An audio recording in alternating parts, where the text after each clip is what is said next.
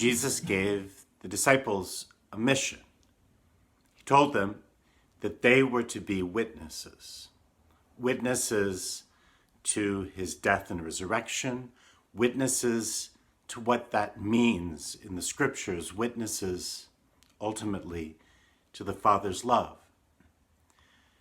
And as we look to our own Christianity, our own following of Jesus, we would do well to recognize that same mission in our own lives, to be his witnesses, to be witnesses to the resurrection, to be witnesses to the love that the Father has showered upon us in the Paschal mystery. The mysteries that we've just celebrated at Easter and the Sacred Triduum. But to be a witness, we should think about this a little, because the quality of a witness doesn't really come from what they have to say. The quality of a witness comes from the encounter that they had, the knowledge that they have. Nobody gets to be on the witness stand and just tell their story. There are questions to establish their credibility. How do you know? How do you know? Because if they just answer, well, I heard somewhere, I was down the street when I was little, they told me. I'm not really sure, but it seems like this is what everybody thinks. What kind of witness is that? Not very valuable. The quality of our witness will come from the quality of our encounter with the Lord, the quality of our encounter with the Father's love. If I can answer the question, how do I know that the Father loved me? How did I experience it? How did it change my life? That's the quality of witness. We watch things sometimes, but there's a difference between watching and witnessing. Even as we celebrate the Mass, right? That we could watch the Mass, but that's not witness.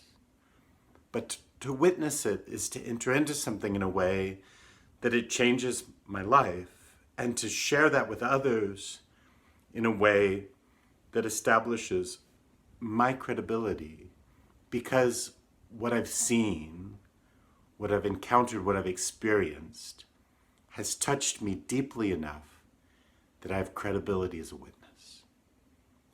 And in these Easter days, it's worth asking myself the question, how do I know? How do I know that the Father loves me? How do I know that Jesus is the Son of God? How do I know that he rose from the dead? Because otherwise, for me to get up and tell you about his rising from the dead would be something less than witness. That ultimately it's the twists and turns, the struggles and pains, and the healing and life that I find in the unfolding of my own days, in my own encounters with you, in my own encounters with the community of believers, with my friends, with my parish, with my church. It's there in those encounters that if my life is touched by the Father's love, and if you can see the ways that my life has been touched by the Father's love, then my witness might be of value. And for each of you, as you think of these Easter mysteries, to think about the character and quality of your witness. That if your generosity and your kindness, if your willingness to affirm and support those closest people, the ones we say we're in sacraments with, our husband or our wife, our children, if my encounters with them show that I've encountered the Lord, then my witness to them of the Father's love will be credible, your witness to them of the Father's love will be credible.